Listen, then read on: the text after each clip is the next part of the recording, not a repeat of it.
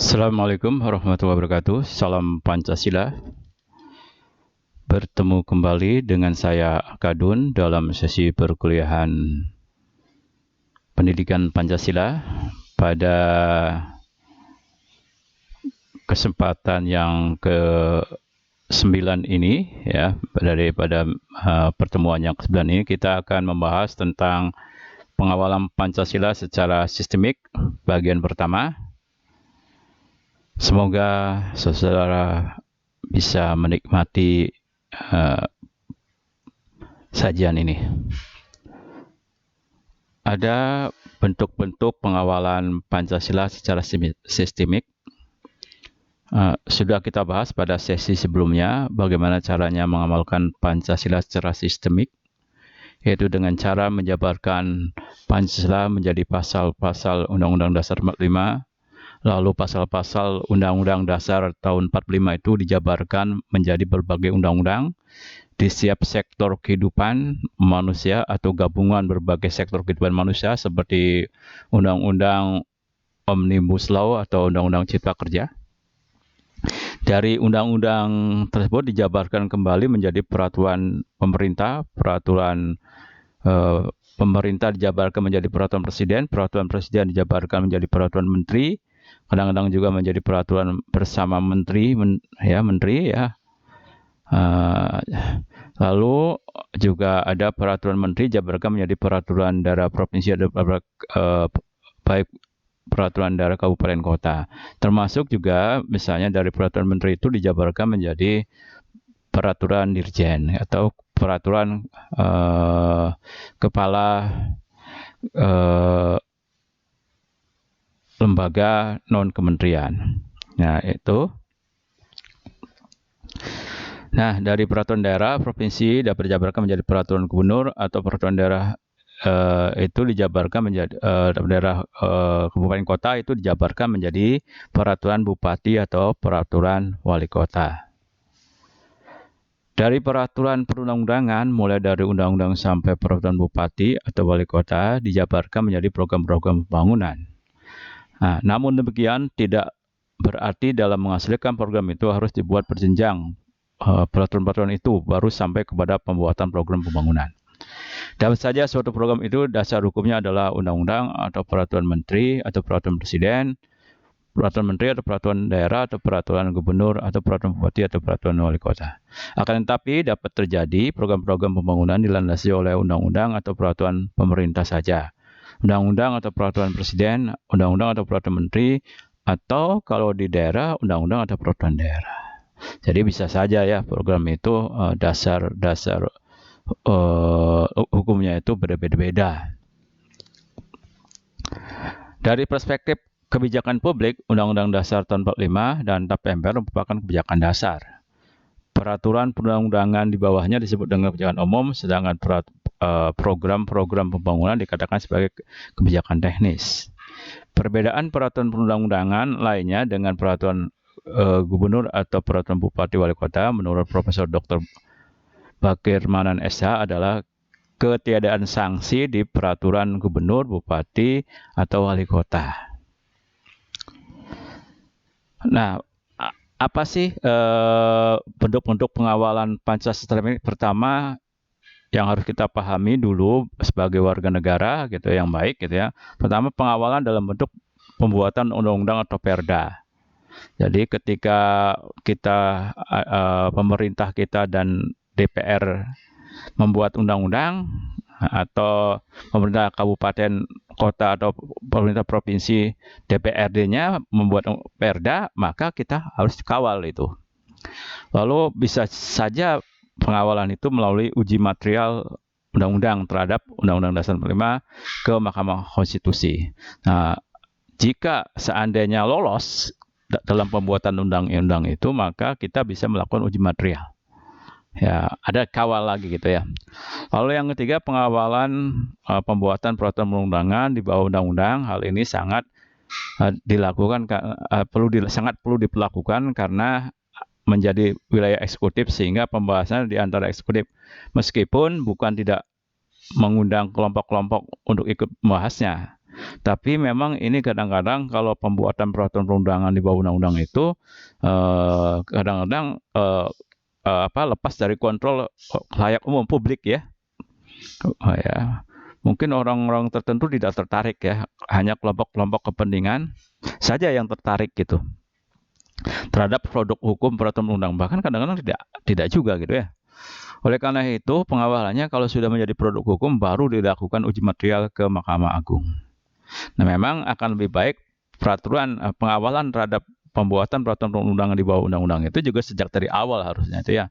Ya, walaupun itu menjadi wilayah eksekutif, tapi harus sejak dari awal harusnya itu dikawal gitu ya, supaya benar-benar apakah undang-undang itu selaras dengan Pancasila ataukah bertentangan dengan Pancasila.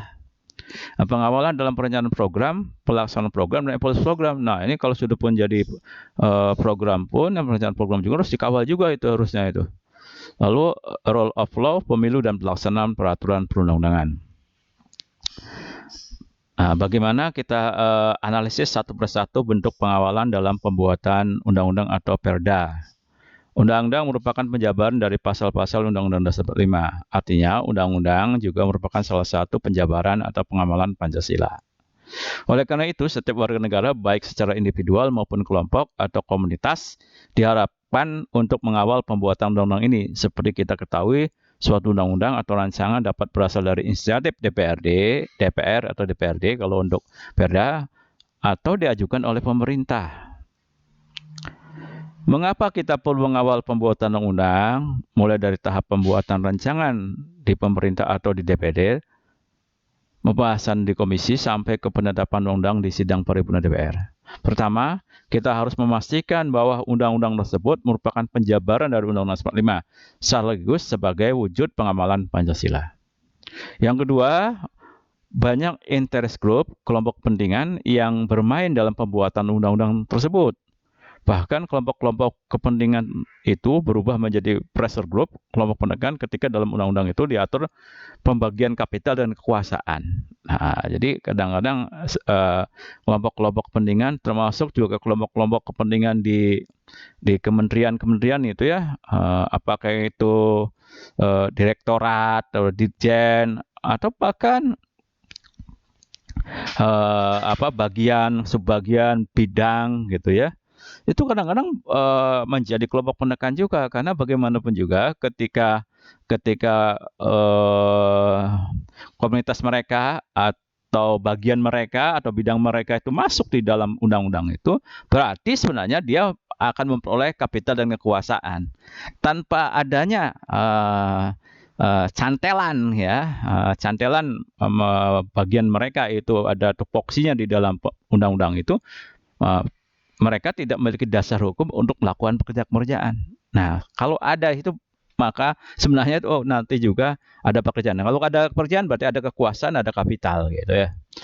Oleh karena itu, bagaimanapun juga siapapun itu harus kita kawal gitu ya, supaya betul-betul bahwa pembuatan undang-undang itu merupakan wujud dari pengamalan Pancasila. Pembuatan undang-undang dalam dalam satu sektor saja seringkali banyak pertarungan antara undang-undang tersebut, apalagi undang-undang tersebut lintas sektoral seperti Omnibus Law atau Undang-Undang Cipta Kerja, pasti banyak pertarungan kepentingan. Undang-Undang Cipta Karya gitu ya, atau Cipta Kerja gitu ya, mengatur sektor-sektor seperti penanaman modal dan perizinan, perdagangan, perindustrian, perumahan rakyat dan permukiman, pertanahan, pekerjaan umum, ketenagakerjaan, pemerintahan, kehutanan, kelautan, pertanian, perkebunan, UMKM dan lain-lain. Sehingga banyak sekali kelompok-kelompok kepentingan yang bermain di situ. Ya, misalnya kelompok pekerja. Kelompok pekerja macam-macam. Kelompok pengusaha gitu ya. Apalagi kelompok-kelompok misalnya civil society yang lain ya. Seperti organisasi buruh gitu, bermain juga di situ ya. Banyak kelompoknya. Di kelompok pemerintahnya sendiri ada ya, kementerian-kementerian atau lembaga-lembaga itu bermain juga bagaimana supaya mereka juga kebagian kapital dan kekuasaan di dalam undang-undang itu. Nah, itu pada dasarnya intinya ke sana juga sebenarnya. Paling tidak dalam pembuatan undang-undang itu terdapat beberapa kelompok kepentingan, di antaranya kementerian sektornya, direktorat atau subdirektorat, bidang atau seksi, biro, bagian, subbagian itu. Komunitas-komunitas buruh, petani, nelayan, adat, kaki lima, pencinta lingkungan, pelaku usaha, pedagang, industriawan, eksportir, importir, investor, oposisi atau partai politik, asing, negara lain, investor asing, pelaku usaha asing, LSM asing, organisasi-organisasi internasional juga bermain di situ. Jadi banyak sekali dalam pembuatan undang-undang itu yang bermain ya, kelompok-kelompok kepentingan ini ya. Nah, oleh karena itu masyarakat juga harus mengawal gitu ya, supaya apakah betul-betul itu dalam rangka menjalankan Pancasila atau tidak. Nah, itu yang kedua, kita pengawalan itu kalau sudah jadi dalam bentuk undang-undang atau dalam bentuk perda, kita melakukan uji material undang-undang terhadap Undang-Undang Dasar 45 ke Mahkamah Konstitusi. Ketika menurut kita suatu undang-undang yang telah ditetapkan DPR dan disahkan oleh pemerintah, presiden itu bertentangan dengan Undang-Undang Dasar 45 atau Pancasila, maka kita masih bisa mengawalnya dengan mengajukan judicial review atau uji materi terhadap pasal-pasal dalam undang-undang tersebut kepada Mahkamah Konstitusi. Meskipun uji material itu harus dilakukan oleh orang-orang yang berkepentingan terhadap pengaturan sesuatu di pasal dalam undang-undang tersebut, oleh karena itu pengajuan uji material tersebut sebaiknya dilakukan oleh suatu komunitas. Demikian juga masyarakat di suatu daerah, provinsi, kabupaten, kota, manakala tidak puas terhadap suatu perda atau pergub atau perwali kota atau mengidentifikasi adanya ketidaksesuaian antara peraturan daerah atau peraturan kepala daerah tersebut dengan peraturan di atasnya, permen, peraturan presiden, peraturan pemerintah, undang-undang, maka mereka dapat melakukan judicial review, uji material kepada Mahkamah Agung dengan mekanisme secara kelompok mengajukan uji material itu kepada Mahkamah Agung. Jadi ada dua beda ya. Kalau undang-undang Dasar 45 itu kepada MK, kalau peraturan perundangan terhadap undang-undang itu atau undang-undang organik itu ya, itu ke MA, Mahkamah Agung. Jadi ada mekanisme harus pengawalan semacam itu. Manakala kita kalah di MK atau MA, maka jalan yang terhormat adalah mari kita dukung peraturan perundangannya yang supaya tidak ada kekosongan hukum dan supaya negara ini berjalan dengan panduan hukum ya, daripada sama sekali tidak ada hukum, lebih baik ada panduan hukum ya, walaupun kita setuju, itulah demokratis itu ya. Peraturan-peraturan itu bukan kitab suci. Nah, ini salah gitu. Karena itu kapan saja dapat dirubah. Pernah seorang kepala birohukum, Profesor Judan, alhamdulillah sekarang beliau menjadi dirjen di Dukcapil, ketika saya tanya kenapa sih membuat undang-undang atau suatu peraturan lainnya dibuat serba terburu-buru, beliau menjawab, Mas, peraturan perundang-undangan itu bukan kitab suci. Kalau salah atau kurang tepat, ya tinggal diganti. Waktu itu saya diam saja, padahal dalam hati saya mengumpat, memangnya membuat peraturan itu murah, bisa ratusan juta, bahkan bisa miliaran rupiah gitu ya. Makanya ya bagaimanapun juga harus prudent juga dalam membuat undang-undang, tidak asal sembarangan gitu ya. Rakyat harusnya mencatat siapa penggagas dan pendukung peraturan perundang-undangan itu. Kita boleh pilih itu partai atau orang yang menggolkan peraturan tersebut. Kita buat kontrak politik dengan partai tertentu, saya ingin ABC, nanti saya berikan dukungan kepada partai politik Anda dan orang partai politik Anda. Akan tetapi mohon maaf serbu maaf gitu. Kalau partai politik atau orang yang kita dukung kalah, berarti memang sebagian besar rakyat tidak sependapat dengan kita. Dalam kondisi seperti itu, tampaknya Anda harus menularkan gagasan saudara kepada teman-temannya sehingga banyak orang yang seide dengan saudara. Jadi kalau kita kalah dalam bertarung gitu ya, dalam menggugurkan suatu peraturan perundangan, ketika kita kalah di DPR atau di DPRD gitu ya, jangan langsung terus-menerus menolak undang-undang atau perda itu. Kita terima, tetap kita jalankan gitu, seperti supaya jangan ada kekosongan hukum. Ya, walaupun nanti kita tetap berjuang mengumpulkan orang-orang gitu supaya nanti yang seide kita itu untuk mendukung partai tertentu yang kita jagokan, yang kita beri kontrak supaya menggugurkan apa yang kita cita-citakan, yang ingin digugurkan dalam peraturan-peraturan itu. Jadi demokratis gitu ya kalau gitu ya. Rakyat harusnya mencatat siapa penggagas dan pendukung peraturan perundang-undangan itu.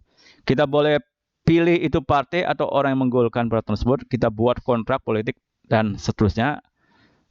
Ya, jadi sekali lagi kalau terjadi apa-apa gitu ya, kita bikin kontrak saja dengan siapa partainya untuk menggulirkan ide-ide kita. Kalau tidak diterima berarti banyak orang lain yang tidak sependapat dengan kita. Oleh karena itu kita mencari dukungan yang supaya banyak ide kita digulirkan supaya memilih partai A gitu kan, atau partai B atau partai C gitu. Seperti sudah diuraikan sebelumnya bahwa program-program pembangunan, nah sekarang kalau tadi di peraturan undangan, nah bagaimana sekarang itu kalau sudah jadi kebijakan teknis berupa program pembangunan. Nah, pengawalan dalam perencanaan, pelaksanaan, dan pengawasan program. Seperti sudah diuraikan sebelumnya bahwa program-program pembangunan merupakan penjabaran dari peraturan perundang-undangan yang ada secara berjenjang atau tidak untuk mencapai atau paling tidak ya untuk mencapai cita-cita dan tujuan nasional. Program-program pembangunan itu dibuat secara berjenjang atau bertingkat. Pertama, rencana pembangunan jangka panjang. Ada disingkat dengan rencana RPJP nasional atau daerah dengan jangka waktu 20 tahun. Rencana pembangunan jangka menengah RPJM nasional daerah dengan jangka waktu 5 tahun. Rencana kerja pemerintah RKP atau RKPD gitu ya dengan jangka waktu 1 tahun serta RKPK atau LNK lembaga non kementerian atau kementerian dengan jangka waktu 1 tahun. Jadi itu harus kawal semua oleh kita harusnya ya. Dan ini yang sangat sulit biasanya nih. Tidak setiap orang memiliki akses atau diundang di dalam pembuatan rencana-rencana itu. Bagaimana caranya ya? Berarti kita mencari orang-orang yang betul-betul dipilih itu atau orang-orang dipilih itu betul-betul harus mewakili rakyat untuk mengawal bahwa program-program pembangunan itu dalam rangka mengamalkan Pancasila atau dalam rangka minimal itu tadi mencapai cita-cita dan tujuan nasional. Dari sisi pengawalan Pancasila, model perencanaan pembangunan di Indonesia merupakan pengamalan sila ketiga. Mengapa? Rencana pembangunan nasional, rencana pembangunan jangka panjang nasional, rencana pembangunan jangka menengah nasional, RKP, RKPKL, NK gitu dibuat dalam bentuk undang-undang sehingga kita dapat mengawalnya seperti dalam pembuatan undang-undang. Rencana pembangunan jangka panjang nasional dijabarkan menjadi rencana pembangunan jangka menengah nasional, rencana pembangunan jangka menengah nasional dijabarkan menjadi RKP, RKP dijabarkan menjadi RKP kementerian dan lembaga non kementerian. Nah, itu jadi sebenarnya pada dasarnya sama dengan ketika mengawal program itu sama dengan mengawal undang-undang gitu atau peraturan perundang-undangan gitu. Rencana pembangunan jangka menengah nasional dijabarkan menjadi rencana pembangunan jangka menengah daerah provinsi. Rencana pembangunan jangka panjang daerah dijabarkan menjadi rencana pembangunan jangka menengah daerah provinsi. Rencana pembangunan jangka menengah daerah provinsi dijabarkan menjadi rencana kerja pemerintah daerah provinsi. Selanjutnya, rencana pembangunan jangka panjang daerah provinsi dijabarkan menjadi rencana pembangunan jangka panjang daerah kabupaten kota. Rencana pembangunan jangka panjang daerah kabupaten kota dijabarkan menjadi rencana pembangunan jangka menengah daerah kabupaten kota. Dan rencana pembangunan jangka menengah daerah kabupaten kota menjadi RKP daerah atau kabupaten kota. Nah, termasuk RKP-nya dinas nantinya dia jabarkan. Jadi secara sistematik sebenarnya bagaimana mengamalkan nilai-nilai nasionalitas itu di sini sebenarnya di pengawalan. Nah, kita perlu ngawal terus itu sebenarnya. Walaupun tidak setiap warga negara memiliki akses untuk mengawal ini, itu persoalannya ya. Nah, oleh karena itu orang-orang yang diberikan mandat kepercayaan untuk mengawal itu harus betul-betul mengawal ini. Apakah rencana-rencana itu merupakan pengamalan Pancasila gitu atau minimal dalam rangka mencapai cita-cita dan tujuan nasional atau tidak bertentangan dengan peraturan perundang-undangan yang ada. Itu patokannya itu 3 itu ya. Nampaknya kalau kita melihat secara teoretik dan konseptual bagaimana perencanaan di Indonesia, hierarki seperti diuraikan saya di atas dapat dengan mudah mengamalkan sila ketiga Pancasila karena konsoliditas dan sinergitas program-program pembangunan dapat dengan mudah mencapai cita-cita dan tujuan nasional. Akan tetapi dalam realitasnya tidak semudah membalikan tangan, apalagi setelah suseksi nasional maupun daerah dilakukan secara langsung. Konsoliditas dan sinergitas pembangunan antara pusat dan daerah seperti api jauh dari panggang. Ada beberapa hal yang mengakibatkan kurangnya sinergitas dan konsoliditas pembangunan di Indonesia. Pertama, pemilihan presiden dan wakil presiden secara langsung yang mengajukan program-program baru atau janji-janji dalam kampanye mengakibatkan ketidakberlanjutan atau kesinambungan pembangunan nasional. Rencana jangka menengah nasional merupakan rencana pembangunan jangka menengah presiden dan wakil presiden terpilih. Dapat saja rencana pembangunan jangka menengah nasional tidak nyambung dengan rencana pembangunan jangka menengah 5 tahun sebelumnya. Oleh karena itu diperlukan kesadaran dari setiap pasangan calon dan tim kampanye untuk membuat janji-janji politik dan program-program yang dikampanyekan itu harus sejalan dengan rencana pembangunan jangka panjang nasional. Pernyataan ini secara teoretik tidak dapat diterima karena perubahan lingkungan, kebutuhan, dan iptek yang begitu cepat membuat perencanaan harus terus-menerus menyesuaikan dengan kebutuhan yang terjadi akibat dari perubahan tersebut. Kedua, asumsi yang muncul pada pengurus dan anggota partai politik bahwa kedudukan antara presiden dan wakil presiden di satu sisi, gubernur dan wakil gubernur, bupati wakil bupati adalah sama karena mereka semua dipilih secara langsung oleh rakyat. Mereka merasa memiliki legitimasi yang sama kuatnya karena dipilih langsung oleh rakyat. Ketiga, kesemrawutan itu bertambah karena ketidakjelasan platform partai politik di Indonesia. Arah, strategi, dan program yang akan dicapai tidak jelas dalam memperjuangkan pencapaian cita-cita dan tujuan nasional. Misalnya PDIP, Partai Demokrat, Partai Nasdem, Partai Gerindra, Partai Golkar, Partai Hanura, Berindo, Partai Berkarya, PI, PSI gitu ya, merupakan atau mohon maaf disebutkan PKB ya, P3 ya. Ya, merupakan basis partai-partai nasional. Basis partai nasional ini yang Demokrat seperti PDIP, Partai Demokrat, Partai Nasdem, maka arah perjuangannya jelas, yaitu bagaimana meningkatkan kesejahteraan rakyat dengan strategi kebijakan kepada buruh dan petani. Oleh karena itu program-programnya jelas sebagai penjabaran dari strategi itu. Misalnya peningkatan kesejahteraan buruh dan petani, jaminan dihargai dan ditegakkannya hak asasi manusia, pemberian berbagai subsidi kepada rakyat, mulai dari pangan, kesehatan, sekolah, dan perumahan. Partai Gerindra, Partai Golkar, Perindo, Partai Berkarya, karena tidak jelas nomenklaturnya adalah partai-partai nasionalis yang arah perjuangannya jelas sama, yaitu meningkatkan kesejahteraan rakyat. Namun strategi memberikan berbagai insentif kepada pengusaha kapitalis dengan mengabaikan hak asasi manusia. Oleh karena itu, program-programnya reformasi birokrasi dan kemudahan perizinan, pembangunan infrastruktur, tax holiday, suku bunga rendah, stabilitas mata uang. PKPI, Partai Hanura, dan PSI memiliki arah perjuangan untuk meningkatkan kesejahteraan rakyat dengan pseudo otoriter atau diktator. Strategi pemerataan pendapatan atau distribusi pendapatan. Programnya tarif pajak yang tinggi, berbagai subsidi dalam pembangunan kebutuhan rakyat. Partai-partai Islam seperti P3, PKB, PKS, PAN, PBB, atau nanti Partai Umat, ya, atau Partai Gelora gitu sekarang ya, dengan arah yang diperjuangkan mengarah ke bagian dunia akhirat atau baldapun toibatun warofur gofur. Strategi keselarasan dan keharmonisan antara menguatkan pelaku usaha dengan ekonomi syariah, distribusi pendapatan melalui zakat dan sedekah. Program-program pemberian insentif bagi pelaku usaha yang menjalankan ekonomi syariah, memberikan kemudahan bagi pelaku usaha yang menjalankan ekonomi syariah, memperkuat manajemen zakat dan sedekah. Nah, itu seharusnya platformnya jelas gitu ya. Jadi kalau orang itu membeli A, B, C, D partai tertentu itu ada punya plafon. Kalau kita sekarang itu nggak punya plafon, masalahnya mereka itu. Jadi kalau kita membeli kelompoknya PDI, Kadang-kadang sama aja dengan kita memilih P3 atau PBB atau PAN gitu, atau PKS bahkan.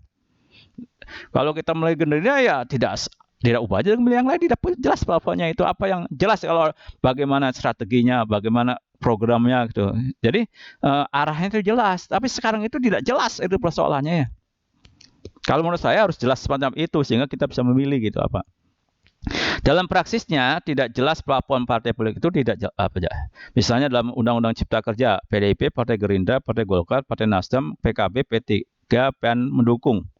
Padahal PBB disuarakan sebagai menampung orang-orang yang berhaluan komunis. Seharusnya tidak akan mendukung Undang-Undang Cipta Kerja tersebut karena nuansa kapitalis sangat kental. Demikian juga ketidakjelasan platform partai politik sehingga antara partai berbasis nasional demokrat, sosial demokrat, partai berbasis agama bisa membentuk koalisi pemerintahan. Keempat, karena plafon partai politik tidak jelas, maka wajah perpolitikan Indonesia kacak kadut.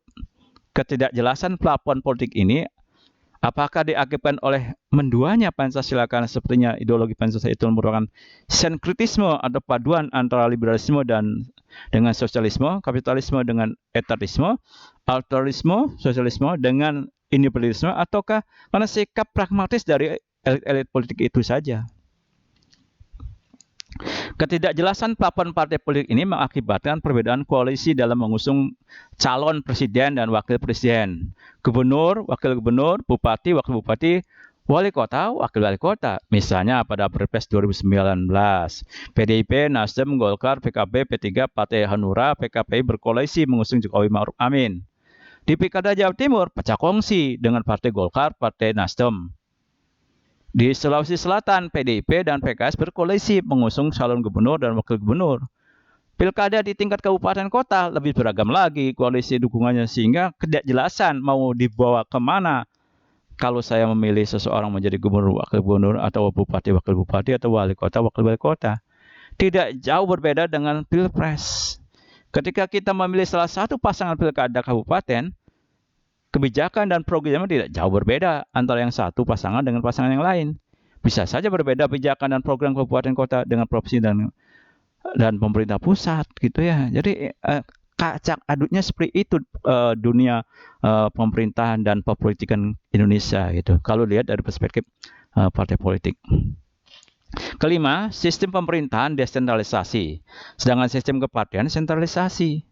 Sistem pemerintahan Undang-Undang Dasar 45 adalah desentralisasi sehingga daerah diberi fleksibilitas dalam membuat program untuk memenuhi kebutuhan rakyatnya. Sistem kepartian kita lebih cenderung sentralistik. Misalnya untuk menentukan calon bupati, wakil bupati, atau wali kota, wakil wali kota, atau gubernur, wali gubernur, keputusan akhirnya di tangan pengurus pusat partai politik tersebut sehingga garis komando untuk membuat kebijakan dan program pembangunan lebih mengikuti partai politik daripada mengikuti pemerintah pusat, presiden. Apalagi kalau gubernur ingin mengikuti pencapresan di masa mendatang, tambah cekadut lagi gitu ya. Kondisi seperti ini akan mempengaruhi sinergitas dan konsolidaritas pembangunan di Indonesia. Pengawalan Pancasila dalam pelaksanaan program pembangunan berarti setiap komponen bangsa harus terus melototi terus apa yang dilaksanakan sesuai dengan yang direncanakan atau dianggarkan. Bahkan akan jauh lebih bijaksana bila mana pengawalan itu setiap warga negara berpartisipasi aktif dalam melaksanakan program-program pembangunan. Pengawalan dalam pelaksanaan program pembangunan tersebut sekaligus merupakan pengawasan terhadap program-program pembangunan. Namun demikian, pengawalan Pancasila dalam pengawasan program pembangunan ditambahkan keterlibatan kita dalam monitoring dan evaluasi atau pengukuran kinerja program pembangunan seperti apakah output, outcome, impact, benefitnya sudah benar-benar nyata sesuai dengan yang direncanakan. Di samping itu, secara komunitas hendaknya memberikan umpan balik kepada pelaksana program. Apakah kelebihan kekurangan perencanaan, apakah kelebihan kekurangan pelaksanaan, apakah kelebihan kekurangan pengawasan program pembangunan itu sendiri. Nah, itu yang bisa saya sampaikan pada bagian pertama dalam pengawalan Pancasila secara sinergi. Mulai dari pengawalan undang-undang, pembuatan undang-undang, dalam peraturan di bawah undang-undang gitu ya, melakukan uji material ke MK atau melakukan uji material ke MA gitu ya, lalu pengawalan dalam pelaksanaan perencanaan pelaksanaan pengawasan program pembangunan gitu ya. Mohon maaf apabila ada kekurangan. Sekali lagi, Assalamualaikum warahmatullahi wabarakatuh. Salam sejahtera buat kita semua.